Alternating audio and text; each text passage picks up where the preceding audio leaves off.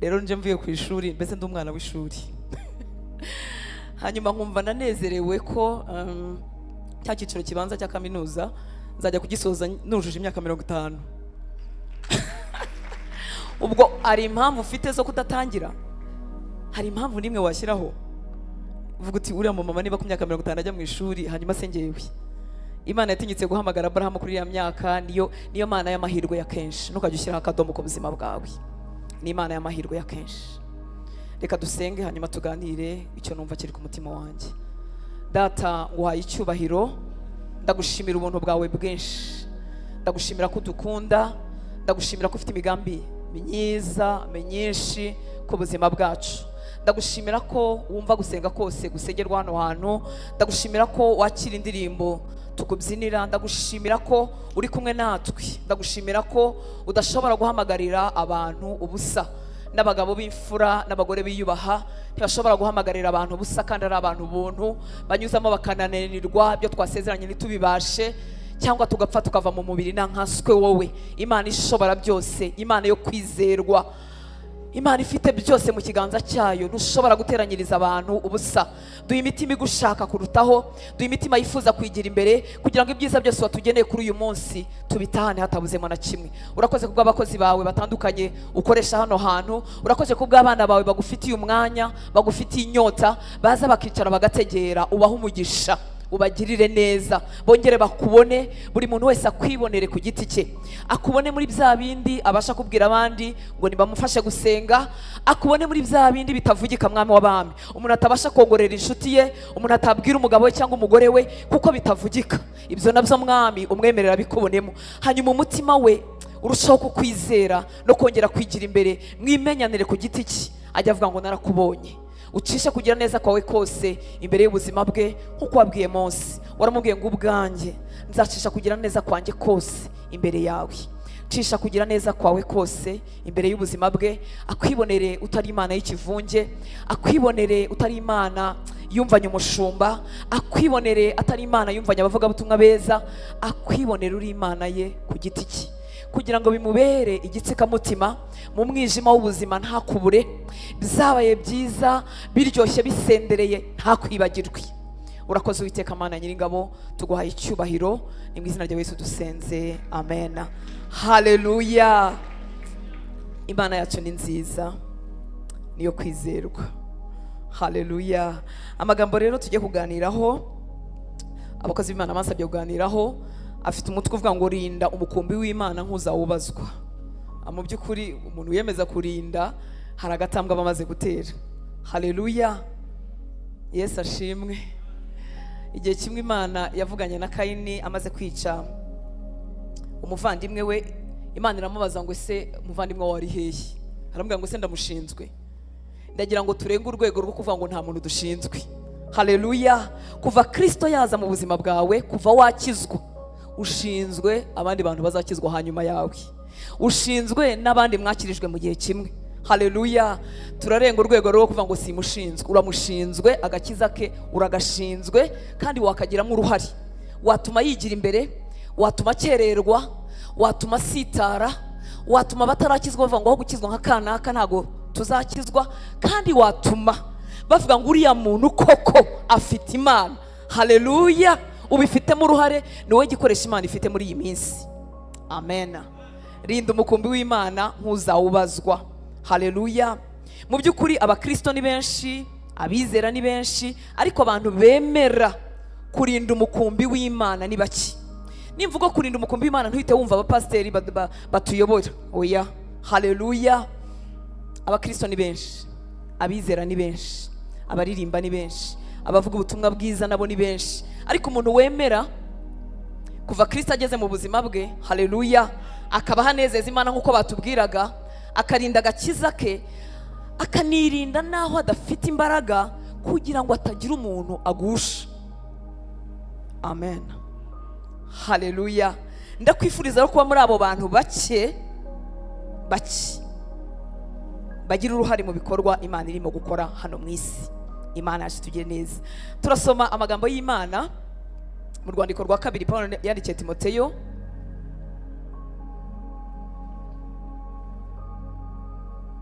Haleluya. Turasoma umurongo wa mbere n'uwa kabiri, hanyuma tube tucumbitse, turaza kongera kuhagaruka hanyuma hepfo yaho. Reka dusome mu rwandiko rwa kabiri Pawulo yandikiye Timoteyo igice cya kabiri umurongo wa mbere kugeza ku wa kabiri. Ngo nuko rero mwana wanjye ukomerere mu buntu bubonerwa muri Kristo Yesu. Ukomerere mu buntu bubonerwa muri Kristo Yesu. Ntubibemo ujegajega, ntubibemo uhuhwa n'umuyaga, ahubwo ukomerere. Hari n'ubuntu bwo kudushoboza, si imbaraga zawe zidushoboza, ariko aramusaba ati mwana wanjye Timoteyo ukomerere mu buntu bubonerwa muri Kristo Yesu, kandi ibyo wanyumvanye imbere y'abahamya benshi ubimenyeshe abantu bo kwizerwa bazashobora kubyigisha abandi. Haleluya. Ibyo wanyumvanye imbere y'abahamya benshi ubimenyeshe abantu bo kwizerwa bazashobora kubyigisha abandi. Abantu turimo tuvugana nabo bishobora kutaba ubutumwa bw'abantu bose, ariko bishobora kutavuga uyu munsi bukazaba bwawe mu kwezi gutaha cyangwa mu mwaka utaha cyangwa mu myaka 5 itaha.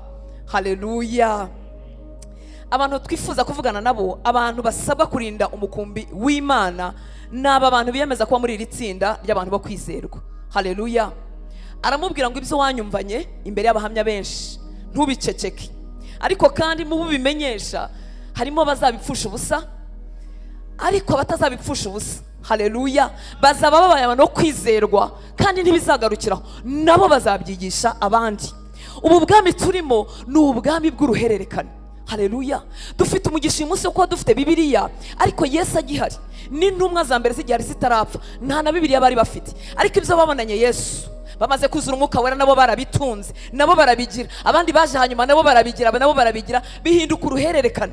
Mu myaka za 70 baratwika Yerusalemu, intumwa nyinshi zirapfa, ibitabo biratwika, Bibiliya ziratwika, ariko hari abantu babaye bo kwizerwa. Haleluya.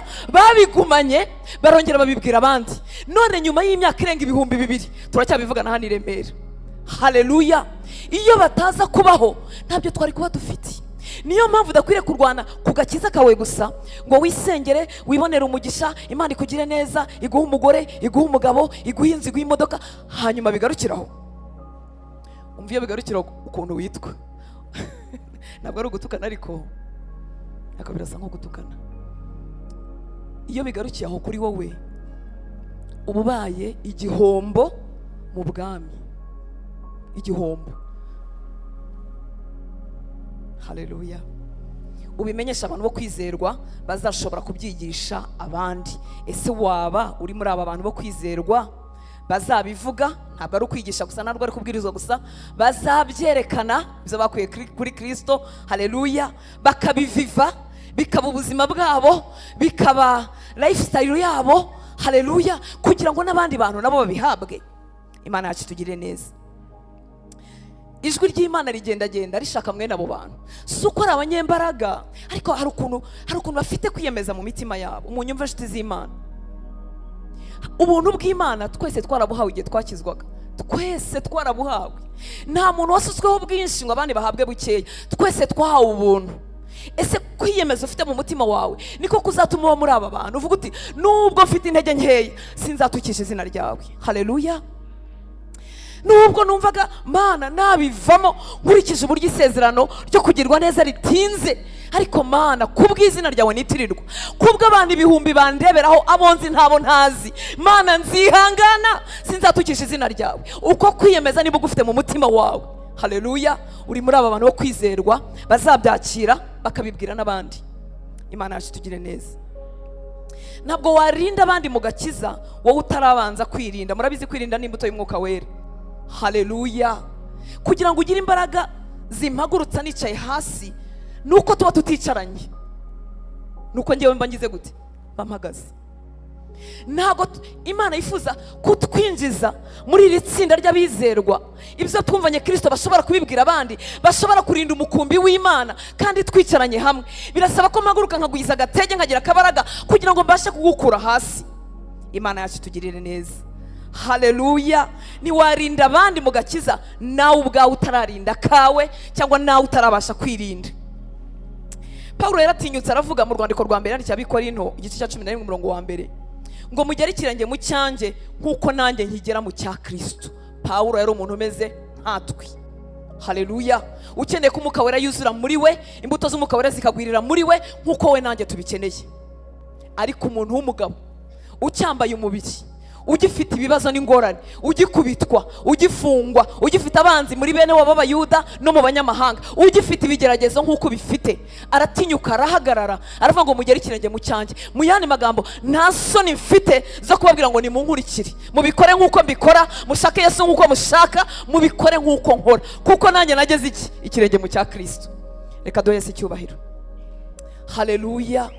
Ni byiza ko twicaye hano twuzuye, ni byiza ko tuzubaka n'ahandi hakaba hanini. Imana nishimwe, biraryoshye pe. Kandi njyewe iyo ninjiye nkabona mungana gutya, numva umutima wanjye uguwe neza, ufite n'ibyiringiro byinshi ku Rwanda ruzakira. Haleluya. Mugere ikirenge mu cyanjye nkuko nanjye nkigera mu cya Kristo. Imana yacu tugire neza. Haleluya. Tukibaza ngo ese izi imbaraga, ubu bushizi bw'amanga bwo kubwira abantu ngo bandebereho, turabukura hehe uyu munsi wa none? N'ibibazo biri hanze aha, n'uburyo abantu bafite ubwoba ko ejo bashobora kunanirwa, ubu bushizi bw'amanga natinyuka kubwira abagore bagenzi banjye Yesu Kristo ngo mundebereho. Abagore, haleluya. Ubwo bushizi bw'amanga nabukura he?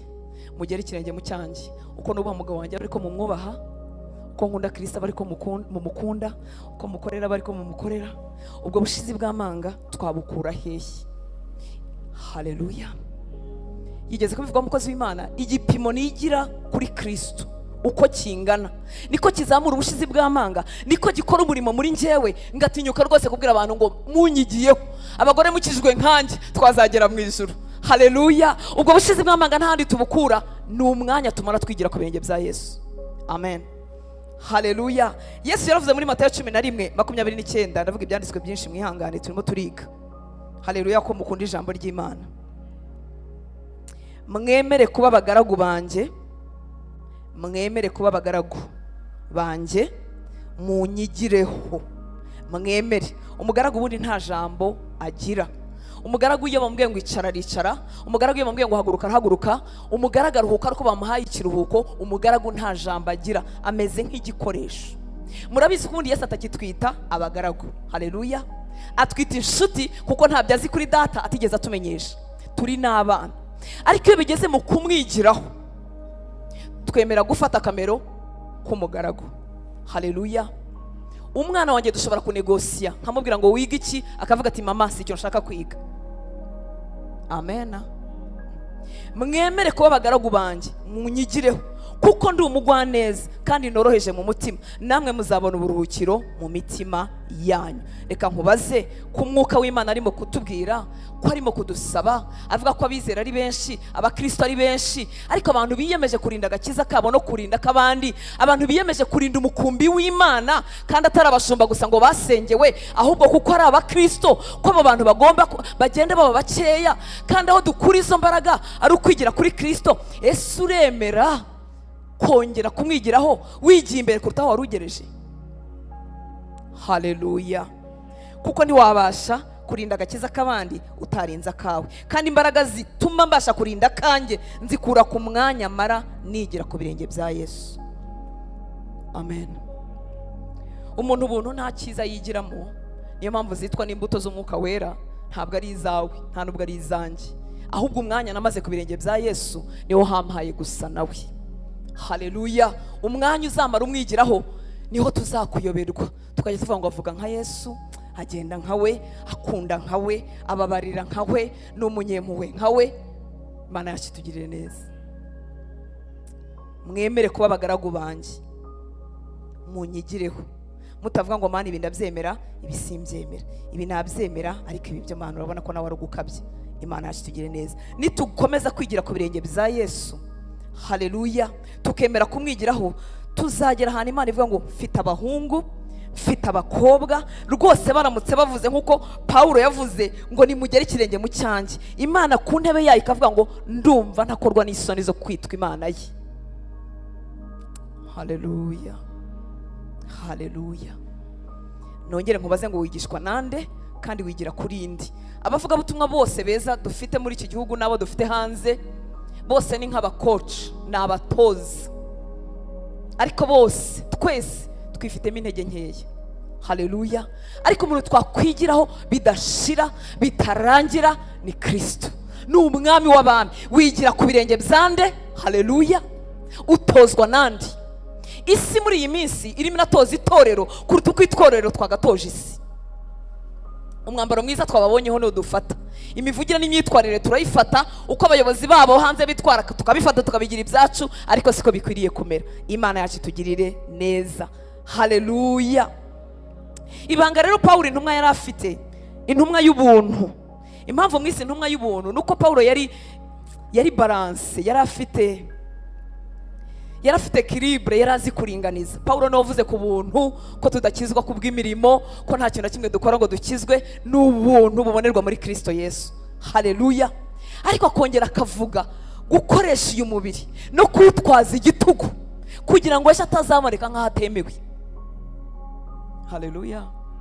Ndakwifuriza kubigendanisha byombi. Iyo utizeye ko wakijwe ku bw'ubuntu ubaho ubihiwe, agakiza kakabiha, umunkanyaro ukaba mwinshi. Amen. Ariko nanone iyo bwabaye ubuntu butagira ikindi bwongeraho, ibizaha ntacyo bikubwira, nabyo bigotomera nk'amazi. Intumwa y'ubuntu rero Pawulo aratubwira ibanga rye rituma ashobora kugera ahantu abwira abantu ngo nimunyigireho, nimugere ikirenge mu cyanjye nk'uko nanjye nakigeze mu cya Kristo. Mu rwandiko rwa mbere yandikiye Abikorinto igice cya 9 umurongo wa 27. Amen. Ijwi ry'Imana riragendagenda ribaza ngo ninde watugendera, ninde waragira umukumbi mutoya urimo kuvuka, ninde wafasha umukristo mutoya wavutse uyu munsi akareba uko abandi bajene bakizwa, akareba uko abandi bakobwa bakizwa, ninde wahagarara nk'umukozi w'Imana akatubera icyitegererezo igihe twashobewe tukamuganaho kugira ngo atugire inama. Ijwi ry'Imana riragendagenda rishaka mwene abo bantu. Haleluya. Pawulo aravuga muri urwandiko rwe rwa mbere rw'Abikorinto 9:21 ngo ahubwo mbabaza umubiri wanjye nkukoza uburetwa, ngo ahari ubwo maze kubwiriza abandi nanjye ubwanjye ntaboneka ko ntemewe. Haleluya. Turimo turavuga kurinda umukumbi w'Imana ntuzawubazwa. Abemera kurinda kabo gakiza no kuba bahinduka icyitegererezo cy'abandi, no kuba baba muri rya tsinda ry'abizerwa, ibyo bakiriye batazabigumana, bazashobora kubibwira abandi no kubyereka abandi. Abo bantu babikora nk'uko Pawulo arimo abivuga. Mbabaza umubiri wanjye nkukoza uburetwa, ngahari ubwo maze kubwiriza abandi nanjye ubwanjye ntaboneka ko ntemewe. Iyo tuvuga kuboneka ko atemewe ntabwo ari ugutakaza agakiza, oya. Yaragahawe, yaragafite muri Kristo Yesu, yego. Ariko uku kutemerwa si uko yatakaza agakiza, unyumve neza, ariko nyine yaba nyine atemewe. Haleluya. Umukozi w'Imana yatubwiye uko abakuru ba Dawidi baserutse bafite igihagararo, wenda baritoje n'urugamba n'ibindi baberewe kuba bami, ngo ariko Imana ikagireba mu mutima ikabagaya. Umuntu yaba umukozi w'Imana nka Pawulo akavuga ubutumwa bwiza, amahanga yose agakizwa, ariko akaboneka atemewe mu maso yireba mu mutima. Imana yacu tugire neza. Ragira umukumbi wanjye. Ese wowe ko Kristo yakubonye kandi ko yakubonye aciye mu bantu, nubwo yaba yarakoresheje amareka akagusanga mu nzu, agakiza n'inkomezi dufite n'ijambo ry'Imana twumvise hari abandi bantu twaryigiyeho, kandi kugira ngo turyige turimenye nuko hari ubuzima bwo kwizerwa twababonyeho. Biragoye ko wamunzi nk'umugore w'umusambanyi ngo mpagarare hano amagambo mvuga uyumve, biragoye. Kuko turakayunguruza ko ibyo tuvuga, turakayunguruza kuko tubayeho, nta kundi wabigenza. Iyo wagize ibyago ukamenya amanyanga ku mukozi w'Imana, biragoye kuwumiriza ukihangana ukongera ukamutumira, biragoye kuwumiriza ukumva ibyo avuga, biragoye. Mwebwe ntago bibagora? Akoresha umubiri w'uburetwa, awutwaza igitugu, awangira ibyo urarikira, awangira ibyo ukunda, arawusengesha ku ngufu, awuteza kwiyiriza ku ngufu, awutwaza igitugu kugira ngo ejo atazakomeza kubwiriza ariko atemewe mu maso y'Imana, atabaye muri ba bantu bo kwizerwa bazashobora kubibwira abandi. Imana yacu tugire neza. Haleluya. Uku gutwaza umubiri wacu igitugu no kwemera kwigira ku birenge bya Yesu, ni ukwemera ko Kristo adukoramo umurimo mw'imbere kugeza igihe Hortense ashiriramo, hanyuma Yesu akagwira. Haleluya. Ndashaka abantu, ijwi ry'Imana rirashaka abantu bashobora kuba bizerwa, ubu Kristo bakiriye, n'abandi bantu bakaboneraho. Yesu ntazamanuka ngo agende mu mihanda y'i Kigali, nta nubwo azohereza abamarayika, afite wowe nanjye. Ibitutsi byose biri ku itorero ry'Imana byazanywe natwe, ibituma abantu baduhinyura byazanywe natwe abana b'Imana. Ariko uzi ko uyu munsi njyewe nawe twakwiyandikisha muri iri tsinda ry'abizerwa bafata ibyo bakiriye bakaziyemeza kubibwira abandi, muri iri tsinda ry'abantu bashobora kuvuga ngo ndagera ikirenge mu cyawe Kristo, ndemera kwigira kuri wowe, ndatinda ku birenge byawe kugeza igihe ngewe kamere wa kera, urutanse wa kera, urutanse w'umunyamirambo, urutanse watinze gukizwa, kugeza igihe anshiriyemo Kristo akagwirira muri ngewe, hanyuma hakaboneka Kristo. Mana yacu tugire neza. Haleluya. Wemere kumwigiraho, wowe ushiremo, aho uvuka hashiremo, umujinya w'iwanyu ushiremo, ibizagukomerekeje bishiremo, ibizakubabaje bishiremo, ibyirato by'ibyo washoboye n'ibyo wagezeho bishiremo, n'ibindi wiyiziho. Haleluya. Arakomeza aravuga uyu mugabo w'Imana mu rwandiko yandikiye Abafilipi igice cya 4:9, ngo ibyo nabigishije. Uru nguru ruracyari urwego rubanza kandi rworoheje, kuko nshobora kukwigisha ikintu nakora. Arongera aravuga ngo ibyo nababwirije, nanone ushobora kubwiriza abantu ibintu udakora, ariko nabyo ni byiza. Ni byiza kubwiriza, apana kubibwiriza utabikora. Arakomeza yigira imbere avuga ngo ibyo mwanyumvanye mushobora kubyumva nacitswe, mushobora kubyumva mpagaze ku gatuti, mushobora kubyumva ndimo mvugana n'umukozi wo mu rugo, mushobora kubyumva ndimo mvugana n'umuzamu. Ni ibintu bitegurwa n'ibindi bidategurwa. Ibyo nibyo bigaragaza twebwe abo turi bo. Hari umuntu unyumvise? Haleluya. Ibyo nabigishije, ibyo nababwirije, ibyo mwanyumvanye, n'ibyo mwambonanye. Uru ni rwo rwego rwa ryatsinda twifuza kwiyandikishamo. Haleluya. N'ibyo mwambonanye aba ari byo mukora. Mana tugeze aha hantu tutabwira abantu ngo bakore ibyo tuvuga gusa. Tugeze aha hantu dushobora kubwira abantu ngo n'ibyo mwambonanye, ibyo kopine wawe yakubonanye, imvugo yakumvanye, ibyo boyfriend wawe yakumvanye, n'imvugo mwavuganye, na chat mwagiranye, ibyo secretary wawe ku kazi yakumvanye, n'ibyo yakubonanye, ibyo umugore wo muri quartier yakumvanye, n'ibyo yakubonanye, ibyo umuntu w'inshuti yawe magara mudahuriye kuri Kristo yakumvanye, n'ibyo yakubonanye. Aba ari byo dukora. Haleluya. Itsinda ry'abizerwa, ibyo bumvanye Kristo bashobora kubibwira abandi. Ibyo nabigishije, ibyo nababwirije, ibyo mwanyumvanye, n'ibyo mwambonanye aba ari byo mukora. Nubwo Imana itanga amahoro izabana namwe. Turimo turavugana n'abantu bifuza kurinda kaba gakiza bakaragira n'umukumbi w'Imana. Ibyo mwambonanye imbere y'abantu, ibyo mwambonanye turi twenyine, ibyo mwambonanye mukabwibwa kandi nijoro nta bantu bahari, ibyo mwambonanye ndi mu gihugu cy'amahanga ahantu nta muntu n'umwe nzi, ngo aba ari byo mukora. Imana yacu tugezeyo. Haleluya. Amen. Ibi bintu twabyibwira ugiye ku murongo ubanza aho tumaze gusoma wa 9 ukajya ku murongo wa 8. Haravuga ngo ibisigaye bene data, iby'ukuri byose, ibyo kubahwa byose, ibyo gukiranuka byose, ibiboneye byose, iby'igikundiro byose, n'ibishimwa byose, ni haba hariho ingeso nziza kandi hakabaho ishimwe, aba ari byo mwibwira. Ndasaba Imana mwene ibi bintu byiza, ibi bintu by'igikundiro, ibi bintu biboneye mu myaka nsigaje kubaho. Amafaranga n'abisi bazayatunga ndetse bazakurusha menshi, amashuri bazayiga, amazu bazayubaka, bazabyara n'abana, bazagira n'abagore beza n'abagabo beza, ariko bashobora kubivanga n'ibintu bidashimwa. Data akeneye abantu bakomereza ku rufatiro rw'intumwa. Muri ubu bwami turimo hari ibintu bidahindagurika.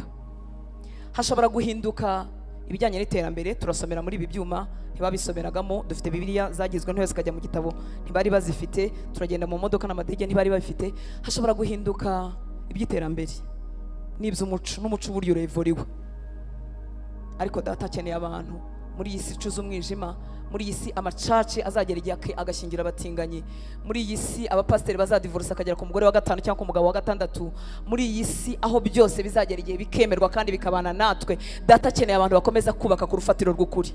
Hari ibintu mu bwami bidahinduka. Muze twiyandikishe muri iryo tsinda ry'abizerwa. Ibyo twumvanye umwami, ibyo twumvanye ba Petero, ibyo twasomye muri Bibiliya, tuzashobora kubibwira abandi, tuzashobora kubiviva tukabibamo n'abandi bakabibona. Ubuntu bw'Imana burahari kugira ngo budushoboze, ariko shyira iyo commitment mu mutima wawe. Yishyiremo ukiri umusore mutoya, uyishyiremo ukiri inkumi, uyishyiremo ukuze, uyandike. Ahantu yanditse ntago umugabo wanjye ahamenya, n'umugore wawe ashobora kutahamenya, n'uwo mukora n'umurimo n'uwo muririmba ashobora kutahamenya, ariko byandike mu mutima wawe. Uyu munsi ijwi ry'Imana riragendagenda ribaza ngo ninde watugendera, ninde wasa natwe, ko yavugaga ngo arasa na papa we, ninde wasa natwe hanyuma akatugendera, ninde wasa natwe ntitugire isoni zo kwitwa Imana ye, ninde wasa natwe ngo tumuhagarike muri iyi misozi y'u Rwanda, tumuhagarike muri iyi mihanda y'u Rwanda, hanyuma tumutungire abantu agatoki. Uzi ko Imana igitunga abantu agatoki? Haleluya! Imana yamamaje Kristo ataraza, iramuvuga mu buhanuzi kera, iravuga ngo bahaye ikimenyetso ngo umwana azasama inda. Hashira imyaka 100, hanyuma amaze kuvuka, haleluya, isi itarabimenya, abwira n'abantu niba barayubahaga ari bataramo bakaba abanyabwenge baturutse hirya, baraza baza kumurama. Arongera ingabo ziva mu ijuru ziraza zibwira abashumba, ziravuga ngo nimuze murebe umwami wavutse. Imana igitunga agatoki, agiye kubatiza, ijuru rirongera riravuga ngo uyu ni umwana wanjye nkunda cyane, nkamwishimira, nimumwumvire.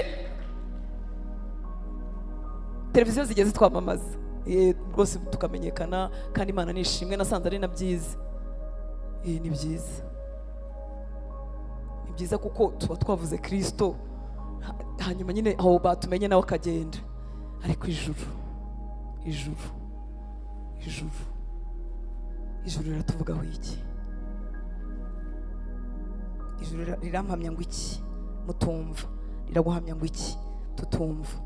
Haleluya! Data akeneye abantu bakomeza ku rufatiro rw'intumwa n'abahanuzi, akeneye abantu bakomeza iby'ubwami nk'uko biri. Navuze ngo hahinduka umuco, hahinduka iterambere, ariko urufatiro rw'ukuri ntabwo ruhindagurika, nta nubwo ruhindurwa n'ibihe. Imana yacu tugire neza. Turakomeje mu rwandiko nanone rwa 2 rwa Timoteyo igice cya 1 umurongo wa 1 tugeze ku gice cya 1 umurongo wa 13, ngo ujye ukomeza, ujye ugira gute? Ukomeza. Arabwira Timoteyo mwana we, ujye ukomeza icyitegererezo cy'amagambo mazima, amagambo mazima wanyumvanye, ugikomereshe kwizera n'urukundo rubonerwa muri Kristo Yesu. Ujye ukomeza. Timoteyo mwana wanjye, ntukabifate igice, ntukabigire waje mu 3 gusa, ntukabigire ku cyumweru, ntukabigire ku wa 6 uri muri repetition, ntukabigire ku wa 5 mwataramye, ntukabigire muri mu masengesho y'iminsi 7, ntukabigire wicaranye na pasiteri. Mwana wanjye Timoteyo, ujye ukomeza, ubifate ubigundire, bibe ubuzima bwawe bwa buri munsi. Ujye ukomeza icyitegererezo cy'ubuzima cy'amagambo mazima atarayamanjwe wanyumvanye, ugikomereshe kwizera n'urukundo rubonerwa muri Kristo Yesu. Timoteyo we, baho ufite itandukaniro. Timoteyo we, baho utandukanye n'abasore b'igihe cyawe. Timoteyo we, reba uko mbayeho ngewe Pawulo umusaza, hanyuma ubeho nk'uko nabayeho. Timoteyo we, ntutwarwe n'ibya none. Murabizi ko ari naho yamubwiye iby'igihe cya nyuma, aramubwira ngo abantu bazaba bikunda, abantu bazaba bakunda impiya, abantu bazaba badakunda ababo. Timoteyo we, jya ukomeza ibyo wambonanye. Ese hanga hari umusore, hari umukobwa ufite ibintu afite, hari umukobwa wifitemo iby'agaciro bituma batamukorakora, hari umugabo wifitemo iby'agaciro bituma atarinda gusiba message zo muri telefone.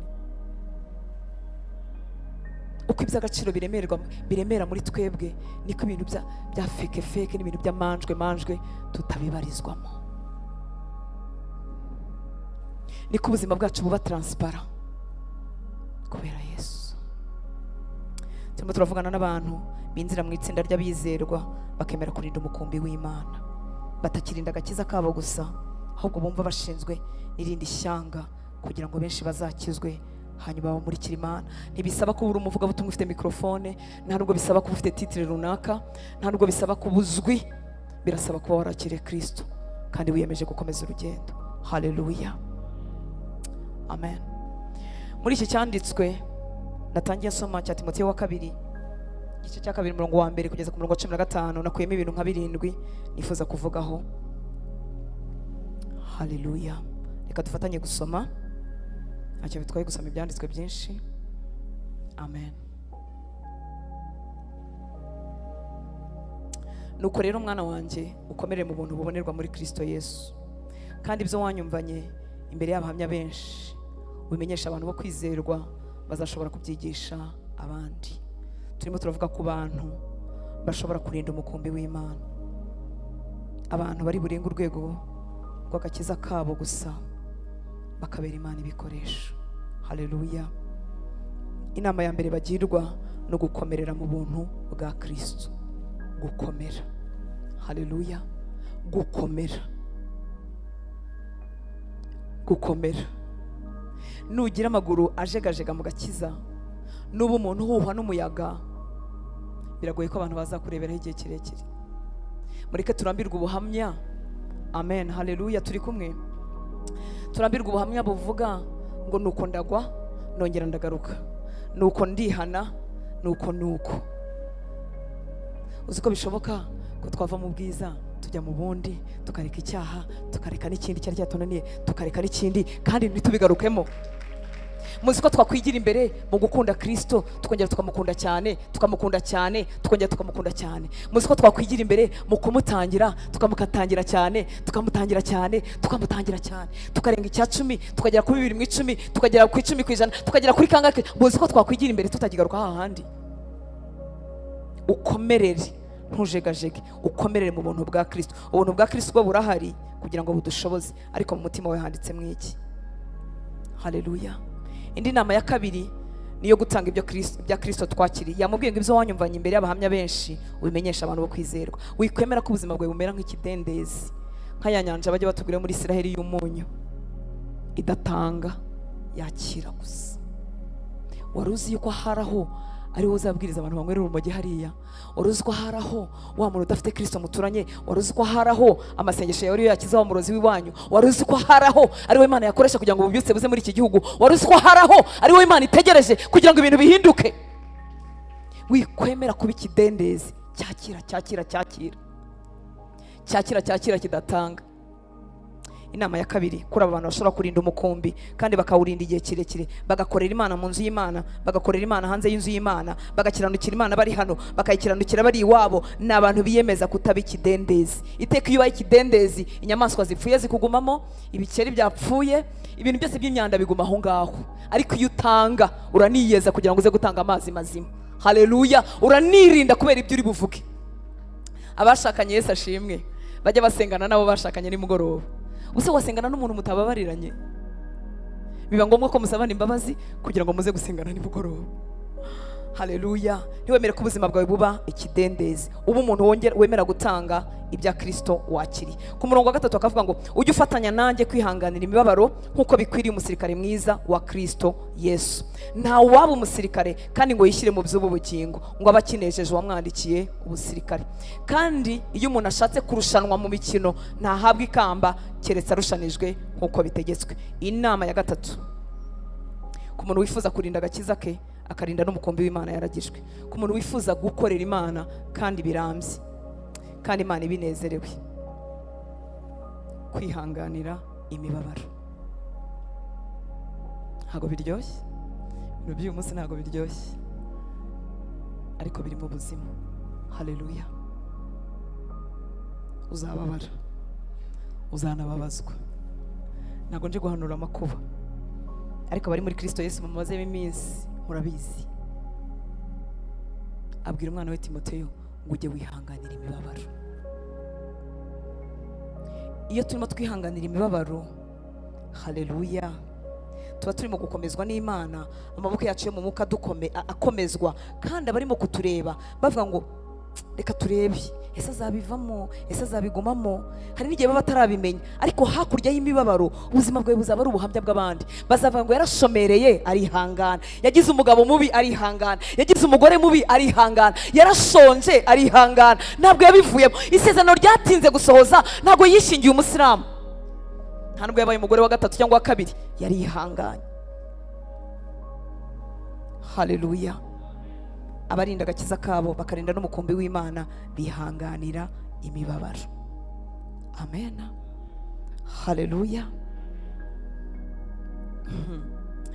Inama ya kane yamubwiye ngo nta waba umusirikare ngo yishyire mu by'ubu bugingo. Kutishyira mu by'ubu buzima,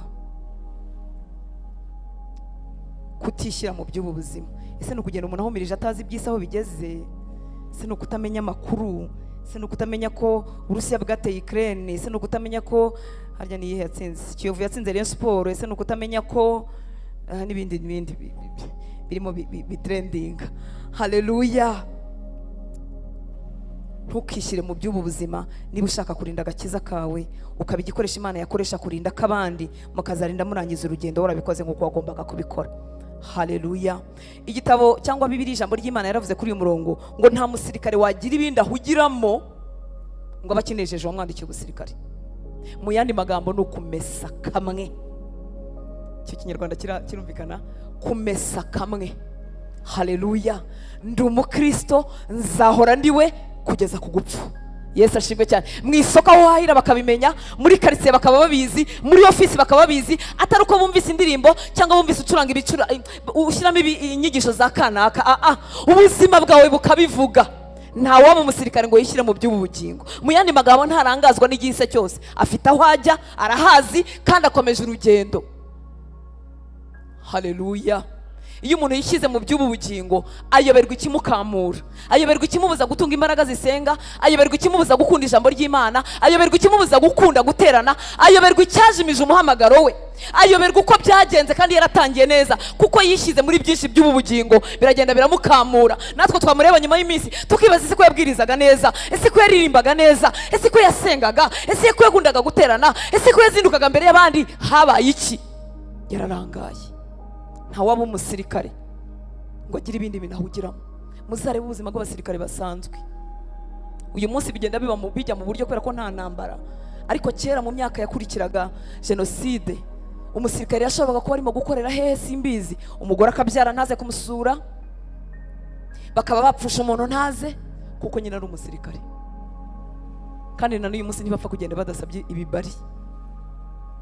Turi abasirikare ba Yesu, kandi dufite umurimo wo gukora, kandi uwo murimo urihutirwa, kandi abakuzengurutse batarakizwa nabo bakeneye, n'abandi bashizemo imbaraga bakeneye kubona ko kizigwije kugira ngo nabo bazisubiremo. Haleluya. Naritegereje nsanga nta na rimwe umuntu yicarana n'umuntu ufite ibyiringiro byuzuye muri Kristo, umuntu ufite ijambo rigwiriye, umuntu utihebye ngo amuve iruhande ntacyo amukuyeho. Ntibibaho. Niyo wari utangiye gucogora ukicara n'umuntu wuzuye ibyiringiro, n'umuntu uvuga Imana, n'umuntu ufite ubuhamya ko atabivuyemo, wumva imbaraga zikwinjiramo. Haleluya. Reka duhe Yesu icyubahiro. Haleluya. Inama ya kane kwari ukutishyira mu by'ubu buzima. Nta waba umusirikare wagira ibindi bintu ahugiramo. Uhugiye mu biki? Ese umwanya umara muri Bibiliya urangana n'umwanya ureba filime? Urangana n'umwanya ureba telefoni?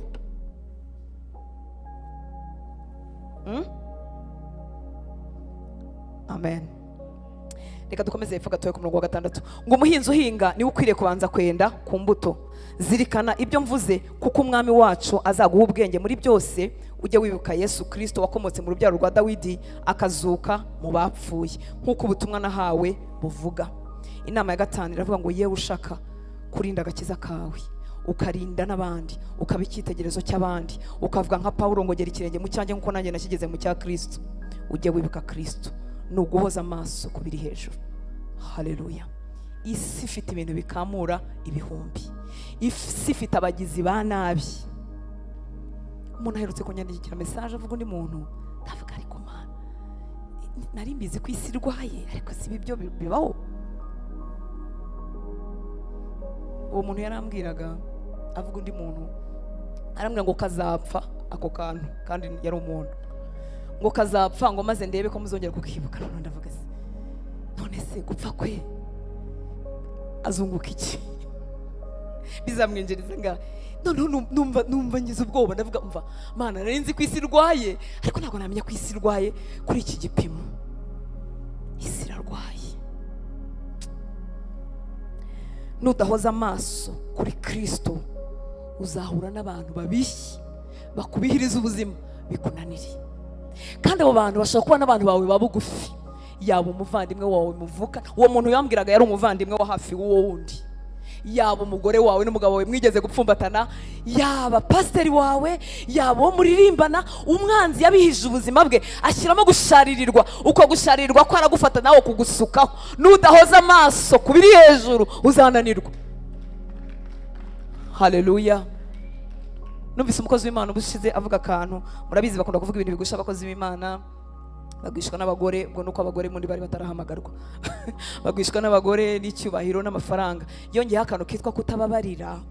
Sanga niko mu nzu y'Imana habaho guhemukirana, kandi impamvu duhemukirana nuko turi abantu. Yivuga ngo ndi umuntu, abo bahemuka ni wowe nanjye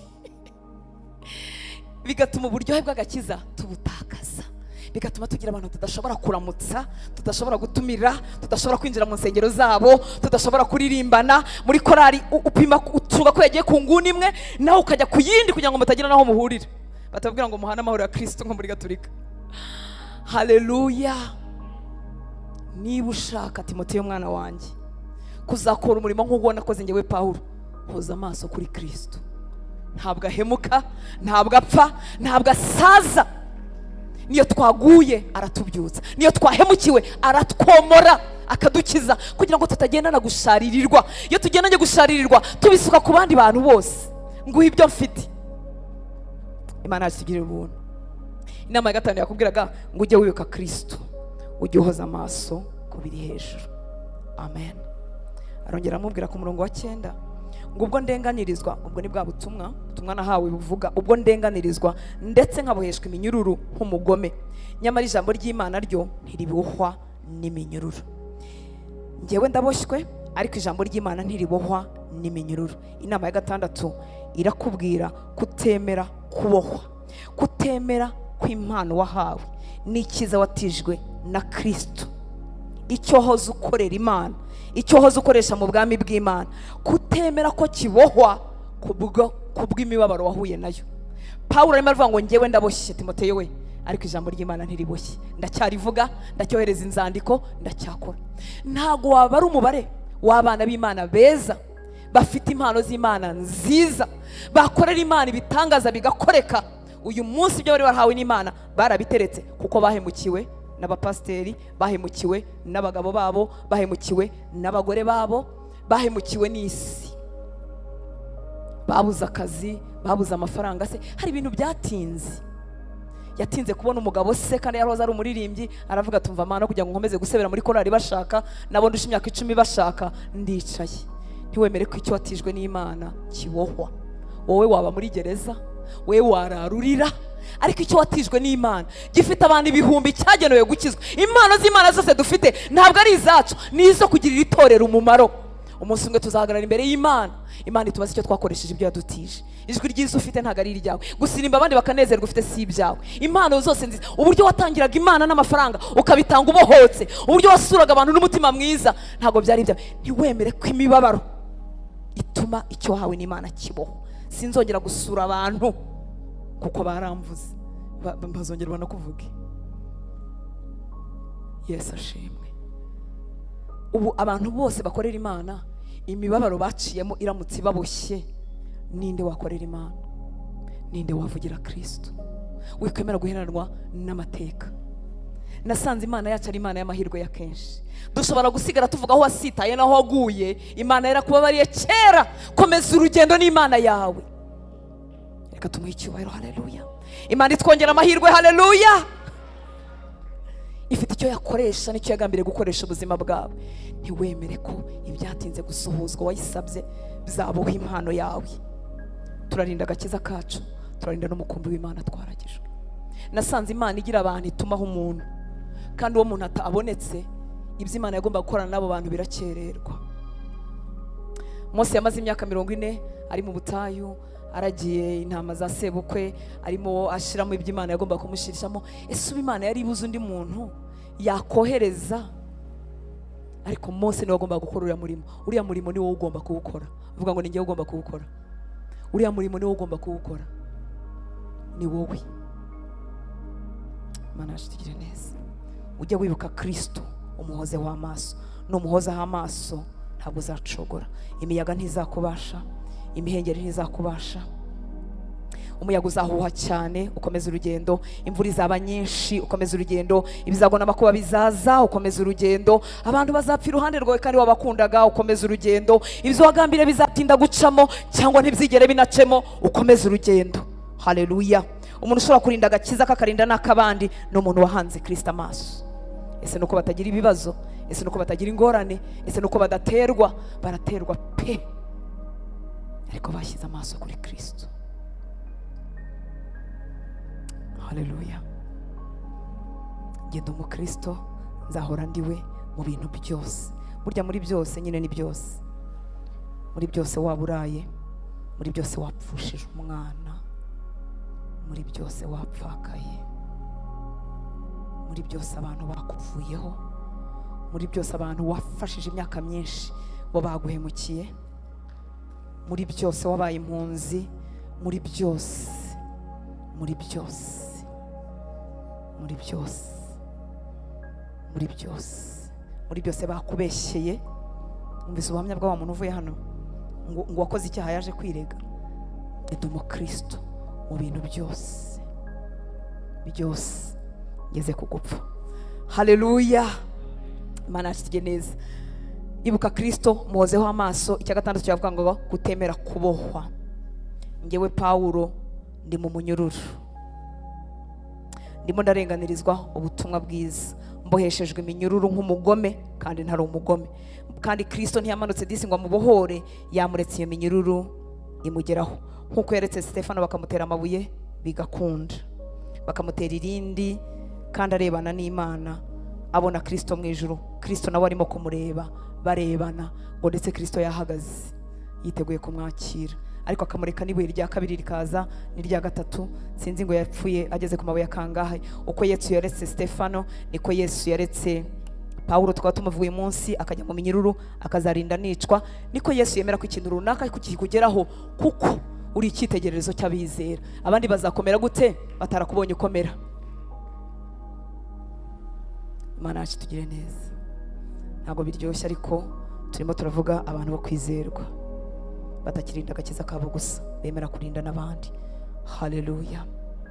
Aravuga ku murongo wa 10 ngo nicyo gituma nihanganira byose kubw'intore z'Imana, kugira ngo nazo zibona agakiza kabonerwa muri Kristo Yesu, gafatanije n'ubwiza uhoraho.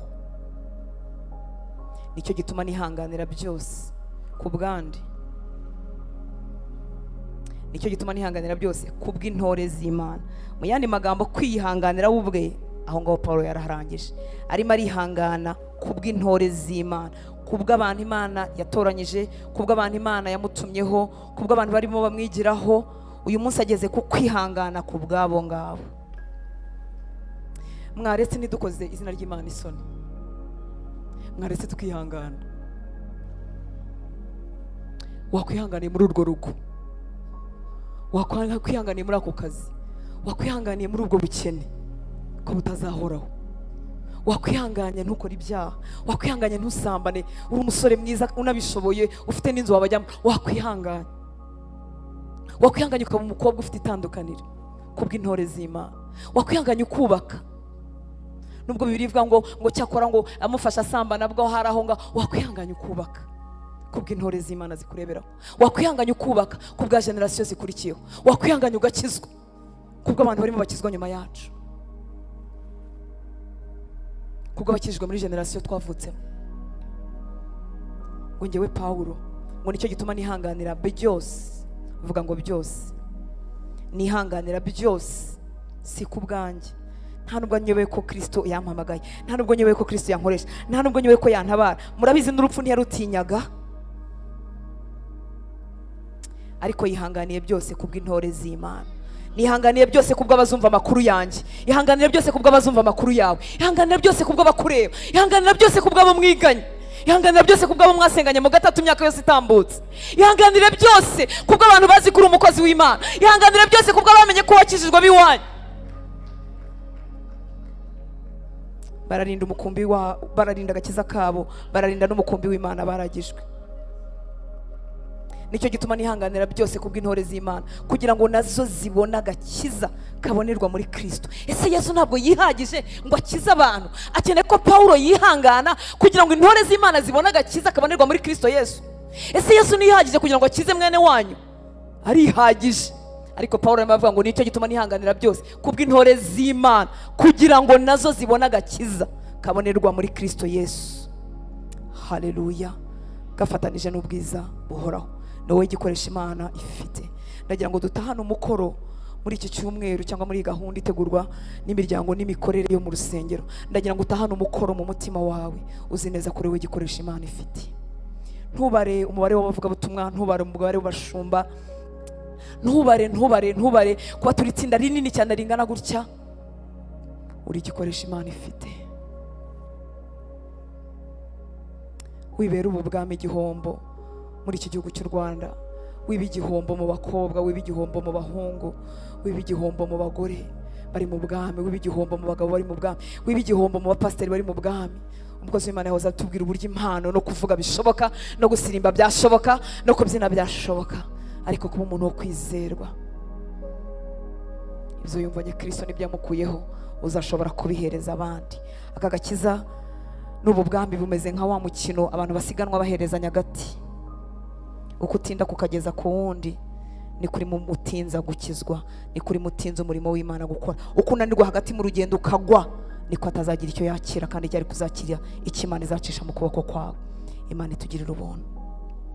Inama karindwi ni ukwemera kuba umurinzi w'abandi.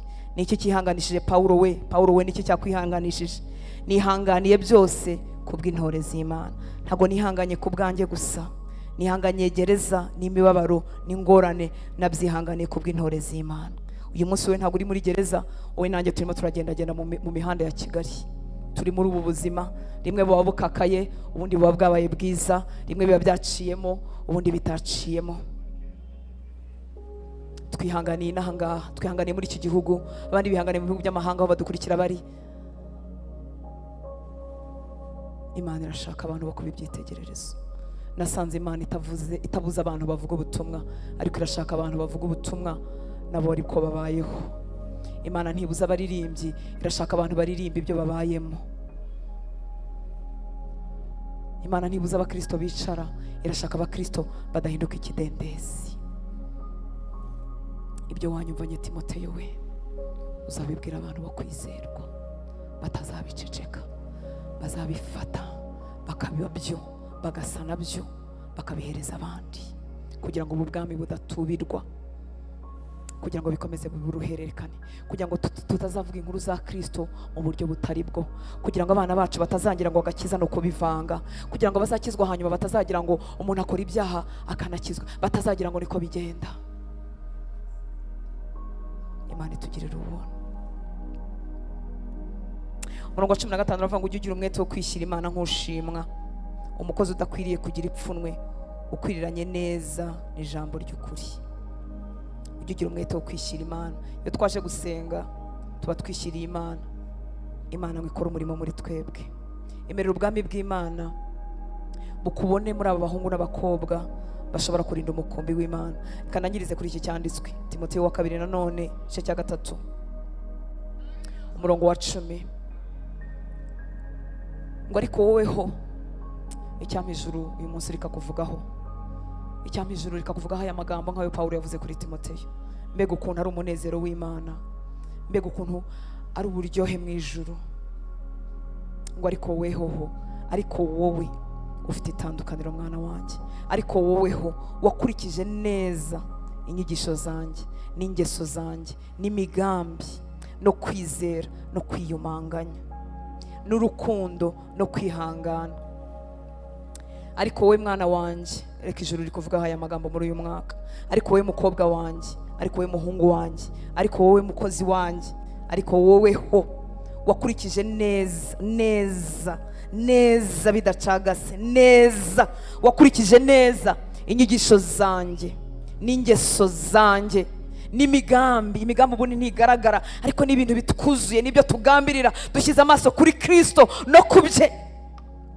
Igihe kimwe Yesu yabwiye abigishwa be bagarutse kuri rya riba, bambibaze se yabonye ibyo kurya, aravuga ngo ibyo kurya bizanjye no gukora umurimo wantumye no kurangiza, ntabwo ari ukubiciramo hagati,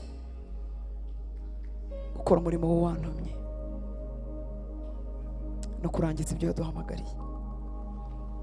Ariko wowe wakurikije neza inyigisho zanjye n'ingeso zanjye n'imigambi no kwizera no kwiyumanganya.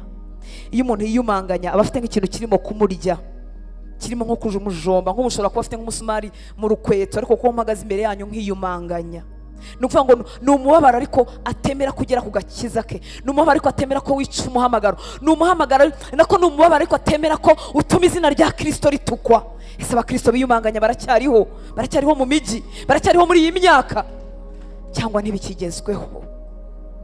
Birasa nk'ibitagezweho, birasa nk'ibintu byo mu cyaro iyo ngiyo, birasa nk'ibintu by'abantu batizi, birasa nk'ibintu by'abantu batambara neza. Wakurikije neza inyigisho zanjye, wakurikije ingeso zanjye n'imigambi yanjye no kwizera no kwiyumanganya n'urukundo no kwihangana.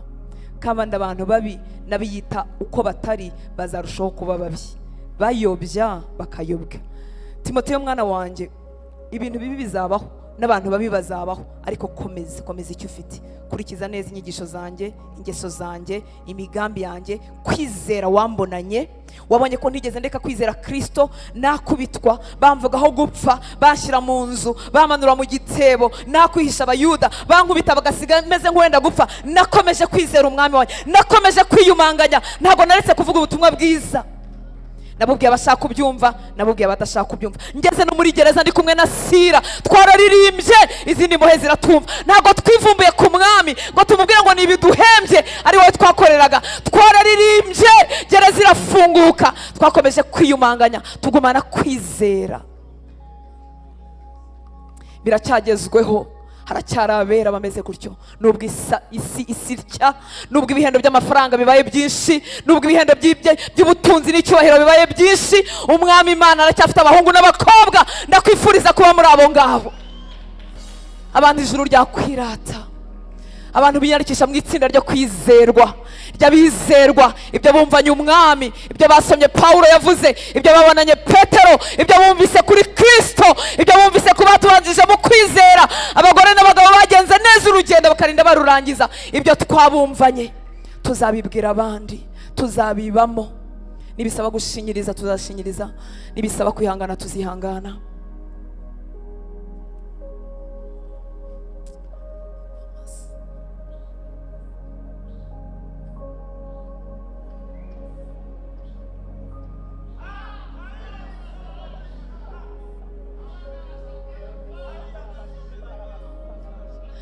Munzamure yandi ndibivuga ngo ni umugabo w'umunyakuri n'ibihamya birahari.